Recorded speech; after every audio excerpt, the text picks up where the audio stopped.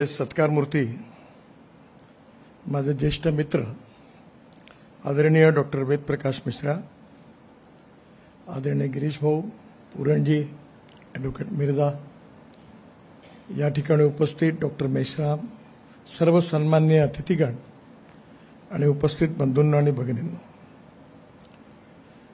Doctor Vedprakash Mishra यांच्या व्यक्तिमत्वाचे अनेक पैलू आहेत. अतिशय विद्यार्थी दशेपासून सरस्वती विद्यालयातून त्यांनी जे संस्कार ग्रहण केले त्याच्या आधारावर त्यांनी जेव्हा मेडिकल कॉलेजमध्ये विद्यार्थी जीवनाची सुरुवात केली तेव्हापासून त्यांचा माझा संबंध आला. मी त्यांना 2 वर्ष ज्युनियर होतो. त्या काळामध्ये मेडिकल कॉलेजमध्ये डॉक्टर श्रीकांत जिचकार पण होते आणि मी युनिव्हर्सिटीमध्ये स्टुडंट लीडर म्हणून होतो. या सगळ्या काळामध्ये हा जो परिचय होत असताना मला अनेक वक्तृत्व स्पर्धा आणि वादविवाद स्पर्धेमध्ये जाण्याची संधी मिळाली आणि त्या स्पर्धेमध्ये जेव्हा आम्ही जायचो त्यावेळी डॉक्टर वेदप्रकाश मिश्रा होता, एक हेमंत सालपेकर होते, आपला विवेक कुलकर्णी होता. या सगळ्यामध्ये वेदप्रकाश मिश्रा मराठी असो, हिंदी असो, इंग्लिश असो, सगळ्या भाषेमध्ये त्यांचं वक्तृत्व असामान्य होतं आणि या वक्तृत्वामुळे त्यांच्या बोलण्याची एक वेगळी स्टाईल होती. असा महत्त्वाची गोष्ट आहे की ज्याचं वक्तृत्व चांगलं असतं त्याला प्रेझेन्स ऑफ माइंड देखील असलं पाहिजे. अनेक लोक खूप ज्ञानी असतात पण त्यांना कोणत्या कार्यक्रमात काय बोलायचं याचं भान राहत नाही, कोणत्या वेळी कुठला मुद्दा मांडायचा हे लक्षात राहतं. त्याला प्रेझेन्स ऑफ माइंड जे म्हणतात ते वेदप्रकाशचं अतिशय टायमिंग आणि प्रेझेन्स ऑफ माइंड परफेक्ट होतं. कदाचित परिवारामुळे असेल, रामायण, महाभारत, वेद, उपनिषद या सगळ्यांबद्दलचा उत्तम अभ्यास होता. भारतीय संस्कृती, इतिहास आणि विरासत यातली जी जीवन मूल्य आहेत, साहित्य आहे, कविता आहे, या सगळ्याची प्रतिभाही होती आणि या सगळ्या अभ्यासामुळे त्यांचं वक्तृत्व अतिशय परिणामकारक होतं आणि हे त्यानंतर आयुष्यात त्यांच्या वक्तृत्वाने वक्ता दशसहस्रेषु हे जे खऱ्या अर्थाने आहे हे त्यांच्या बाबतीत सिद्ध झालं. पण एक गोष्ट ही महत्त्वाची आहे की मेडिकल कॉलेजमध्ये असताना प्राध्यापक म्हणून असेल किंवा अन्य एक विद्यापीठामध्ये कुलपती म्हणून असेल किंवा मेडिकल सायन्सचा प्राध्यापक म्हणून असेल, यामध्ये शिकवत असताना, बोलत असताना त्यांच्या भाषणामध्ये तत्व, तत्वज्ञान आणि तंत्रज्ञान, लॉजिक्स, एथिक्स आणि टेक्नॉलॉजी या तिन्हीचंही पण मिश्रण अतिशय उत्तम राहत आणि म्हणूनच त्यामुळे त्यांना रिकग्निशन आणि रिस्पेक्ट पण मिळाला. या ठिकाणी मेडिकल कॉलेजमधून प्राध्यापक असताना पुढे इंडियन मेडिकल काउन्सिलमध्ये पण त्यांनी उत्तम काम केलं आणि भारतभर नागपूरच्या एका चांगल्या डॉक्टरला या देशामध्ये अतिशय मोठा सन्मान, रिकग्निशन आणि रिस्पेक्ट त्यांना इंडियन मेडिकल काउन्सिलचे पदाधिकारी म्हणून पण मिळाला. मी ज्यावेळी शिपिंगचा मंत्री होतो त्यावेळी पोर्टमध्ये जे मेडिकल हॉस्पिटल्स होते तर माझ्या मनामध्ये आलं की हॉस्पिटलचं कन्व्हर्शन आपण मेडिकल कॉलेजमध्ये करायचं आणि त्यावेळी नड्डाजी हेल्थ मिनिस्टर होते. मी त्यांनाही बोलावलं आणि वेदप्रकाश मिश्रांची 1 मॅन कमिटी अपॉइंट केली आणि मी त्यांना म्हटलं की आपल्याला या जागेचा उपयोग करून 1,000 बेडचे मेडिकल कॉलेज आणि पॅरामेडिकल कोर्सेस सुरू करून आपल्याला ही क्षमता कशी वाढवता येईल याच्यावर तुम्ही मला पूर्णपणे एक ॲक्ट तयार करून द्या. त्यांनी तो ॲक्ट मला तयार करून दिला. त्यानंतर मला आठवतं की ज्यावेळी भारत सरकारने मोठ्या प्रमाणावर मेडिकल कॉलेजेस उघडले आणि त्या सगळ्या याच्यामध्ये जो ॲक्ट तयार झाला त्याची पार्श्वभूमी भारत सरकारमध्ये डॉक्टर वेदप्रकाश मिश्रा यांनी करून दिली होती. मी गौरवाने त्यांच्याबद्दल सांगेन की एकीकडे आपल्या शिक्षणाची गुणवत्ताही असली पाहिजे, दुसरीकडे त्याचं सार्वत्रिकरण पण झालं पाहिजे आणि तिसरीकडे ते अफोर्डेबल पण असलं पाहिजे आणि या तिन्ही गोष्टीचा संगम करून एक मेडिकल कॉलेजचा डॉक्टर तयार करण्याकरता सरकारला बराच लाखो रुपये त्याच्यावर खर्च करावे लागतात आणि त्यामुळे या सगळ्याच्या माध्यमातून हे कसं करता येईल याचं योग्य प्रकारे त्यांनी मला ते बिल तयार करून दिलं होतं. या मेडिकल सायन्समध्ये त्यातले जे क्लॉजेस होते, नियम होते, या सगळ्याचा त्यांचा अतिशय सखोल अभ्यास होता. म्हणजे मेडिकल सायन्सचा जेवढा अभ्यास होता तेवढाच नियमांचाही अभ्यास होता. आणि त्यामुळे स्वाभाविकपणे त्यांच्या प्रभावी वक्तृत्वामधून त्यांनी सातत्याने यासंबंधीचं लॉजिक, कारण तंत्र, तत्वज्ञान आणि या सगळ्या गोष्टी एकावेळी एका लॉजिकमध्ये मांडणं खूप कठीण आहे, पण त्यांनी यात पूर्णपणे एक यशस्वी उदाहरण त्यांनी प्रस्तुत केलं. आणि त्यामुळे देशामध्येही त्यांना लोकप्रियता मिळाली. अनेक विद्यापीठामध्ये ते ज्यावेळी आपल्या भोसलेंच्या ह्याच्यात त्या ठिकाणी कुलपती होते तेव्हा मी तिथेही गेलो होतो. मेघे साहेबांच्या ह्याच्यातही तिथे या सगळ्या ह्याच्यात एवढा मोठा व्याप पडला, तिथे त्यांचं मोठं कॉन्ट्रीब्युशन होतं. आणि मेडिकल एज्युकेशनचं सार्वत्रिकरण करण्यामध्ये गुणवत्ता मेंटेन करून त्यांनी जे दिशा दिली त्याचं महत्त्व होतं. या सगळ्या याच्यामध्ये काम करत असताना डॉक्टर म्हणून, प्राध्यापक म्हणून आणि मेडिकल काउन्सिल किंवा कुलपती या संदर्भात काम करत असताना त्यांनी उत्तम प्रशासकाचा देखील परिचय दिला. कारण अनेक वेळा असं होतं की उत्तम नॉलेज असतं पण प्रेझेंटेशन करता येत नाही. प्रेझेंटेशन आणि नॉलेज असतं पण प्रशासन सांभाळता येत नाही. आणि प्रशासन आणि सगळे एकावेळी असतं पण ह्युमन रिलेशनशिप, टीमवर्क, संबंध हे मेंटेन करता येत नाही. पण या सगळ्या बाबतीमध्ये त्यांनी पूर्णपणे आपल्या जीवनामध्ये, आपल्या व्यक्तिमत्वामध्ये एक यशस्वी व्यक्तिमत्व आपल्या सगळ्यांना त्यांचं पाहायला मिळालं. नागपूरमधल्या अनेक लोकांनी नागपूरचं नाव खूप मोठं केलं. म्हणजे मला आठवतं मी एकदा गिरीश भाऊंना म्हणत होतो की व्ही आर मनोहर आता बरेच थकल्यात, पण आम्ही लॉ कॉलेजमध्ये जेव्हा होतो तेव्हा हायकोर्टात जायचो आणि ज्या कोर्टामध्ये मनोहर साहेबांचा आर्ग्युमेंट असेल त्या ठिकाणी ऐकायला जायचं. कारण त्यांच्यासारखा आर्ग्युमेंट आम्ही कधी ऐकलंच नव्हतं.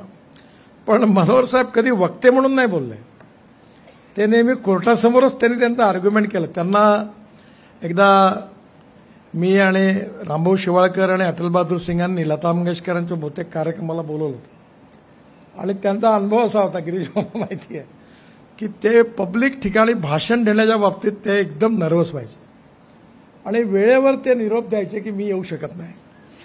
आणि मग मी त्यांना म्हणा माझी तब्येत नाही चांगली. मी म्हणलं साहेब तुम्हाला आलंच पाहिजे. पण त्यांच्या कोर्टात बोलत असताना ते इतकं प्रभावी बोलायचे पण पब्लिक स्पीकिंगमध्ये बोलण्याचं ते टाळायचे. खरं म्हणजे आज सगळ्याच ठिकाणी आदर लेक्चरर म्हणून कॉलेजमध्ये असेल, कुलपती म्हणून विद्यापीठात असेल, मेडिकल काउन्सिलचा अध्यक्ष किंवा पदाधिकारी म्हणून त्यांच्यासमोर असेल किंवा एखाद्या गणेशोत्सवाच्या कार्यक्रमामध्ये, शारदोत्सवाच्या कार्यक्रमामध्ये किंवा गेट टुगेदरच्या कार्यक्रमामध्ये असेल, हे मोठं कसब आहे. श्रद्धांजली सभेपासून तर सत्कार समारंभापर्यंत प्रत्येक ठिकाणी योग्य प्रकारचं भाषण देणं हे खूप कठीण आहे. अनेक वेळा मला आठवतं की आता प्रथा बंद झाली. वेदप्रकाश मिश्राचे माझे एक मित्र होते, त्यांचं नाव नाही सांगत मी, त्यांचा ॲक्सिडेंटमध्ये मृत्यू झाला. तर आम्ही ज्यावेळी तिथे सभेत भाषणं सुरू झाली, 1, 2, 3 होता एवढी झाली की एकाने आवाज मारला की आता लवकर आटपा, नाहीतर नवीन पुन्हा श्रद्धांजली अर्पण करण्याची वेळ येईल. कारण प्रत्येकाच्या बोलण्यामध्ये लोक कंटाळून गेले होते, त्यातली गंभीरता निघून गेली होती. त्यामुळे वेदप्रकाश मिश्रा यांची मी अनेक भाषणं ऐकलीत. अगदी मराठी साहित्य संमेलनापासून असेल, एखाद्या गॅदरिंगमधलं असेल किंवा मेडिकल कॉलेजच्या स्टुडंट्ससमोरचं असेल, या सगळ्या ठिकाणी त्यांचं भाषण कधी कोणाला बोर झालं नाही. त्या प्रत्येक भाषणामध्ये लॉजिक आहे, तत्व आहे, नॉलेज आहे आणि त्याचबरोबर आर्ग्युमेंट्स आहे आणि त्याचबरोबर त्याचा दाखला देण्याकरता त्यांचा अभ्यास आहे. कदाचित त्यांच्या आईवडिलांकडून त्यांना रामायण, महाभारत, वेद, उपनिषद या बाबतीतलं अनेक गोष्टींची माहिती मिळाली असेल, पण ते जे संस्कार होते ते त्यांच्या वक्तृत्वामध्ये दरवेळेला प्रतिबिंबित होत होते. आणि त्यामुळे वक्तृत्व चांगलं होतं, पण कुठल्याही विषयावर उत्कृष्ट बोलता येणं हे देखील महत्त्वाचं आहे. कारण आपण वक्ता म्हणून बोलत असताना ही काही वेळा गॉड गिफ्ट पण असते. अमिताभ बच्चन आता वयक त्यांचा पुष्कळ झाला. मी परवा मध्ये एका कार्यक्रमात बरोबर होतो, मी त्यांनी गप्पा मारत होतो. मी म्हणलं तुम्ही अजूनही पण तुमचं बोलणं जे आहे त्याचा बोलले की आपल्याला ते आवाज ऐकावंसं वाटतं. शेवटी हे काही जण असं म्हणतात की हेरिडिटरी असतं, अनुवंशिक असतं. काही जण म्हणतात की वक्तृत्व हे गेम ऑफ प्रॅक्टिस असतं. पण वेद प्रकाशजींच्या बाबतीत हे खरं म्हणजे उपजत होतं. आणि ते उपजत असणारं जे होतं ते त्यांनी विकसित केलं. आणि ते विकसित केल्यानंतर त्याचा जो अभ्यास होता, नॉलेज, ज्ञान, याचा जो त्यांच्या विविध प्रकारचा अभ्यास होता, त्याच्याबरोबर प्रेझेन्स ऑफ माइंड आणि त्याच्या आधारावर या सगळ्या गोष्टी एकत्र आल्यामुळे सगळ्या क्षेत्रात हवं असं वाटणारं त्यांचं व्यक्तिमत्व आपल्या सगळ्यांना बघायला मिळालं. एक गोष्ट महत्त्वाची आहे की आपलं शहर, ज्या शहरात आपला जन्म होतो, जिथे आपण शिकतो, त्याच्याशी आपलं नातं असणं स्वाभाविक आहे.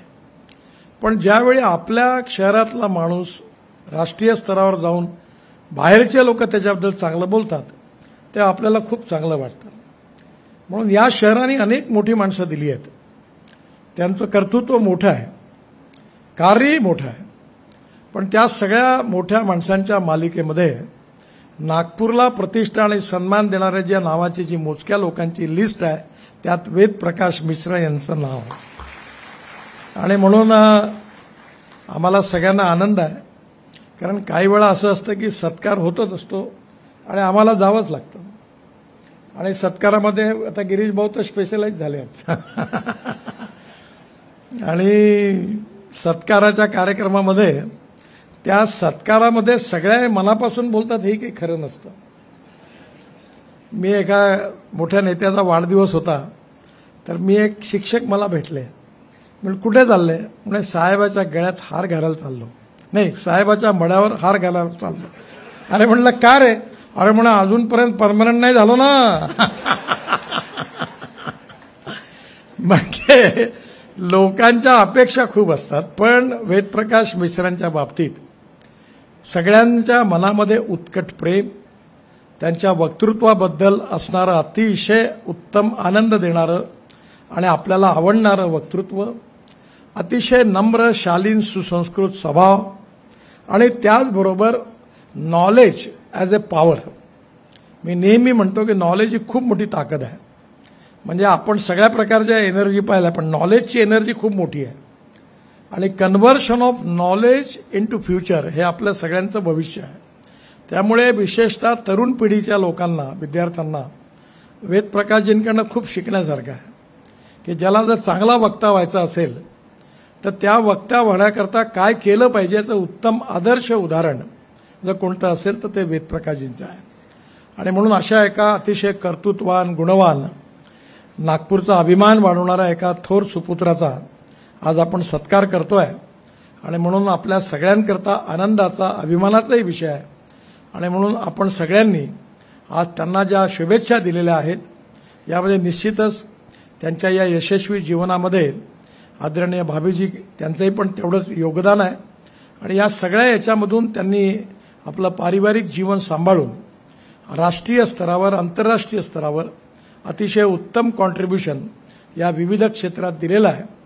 आणि परमेश्वरांनी त्यांना अजून उत्तम निरोगी जीवन द्यावं आणि या देशाच्या आणि समाजाच्या कल्याणाकरता त्यांच्या नॉलेजचा, त्यांच्या अनुभवाचा उपयोग होऊन ते असंच समाजाकरता, देशाकरता केवळ राष्ट्रीय स्तरावर नाही तर जागतिक स्तरावर देखील त्यांचं कॉन्ट्रीब्युशन आपल्या सगळ्यांना सतत मिळत राहील असा विश्वास व्यक्त करतो. आणि पुन्हा एकदा त्यांना खूप खूप शुभेच्छा देतो आणि माझं बोलणं संपवतो. धन्यवाद. धन्यवाद सर.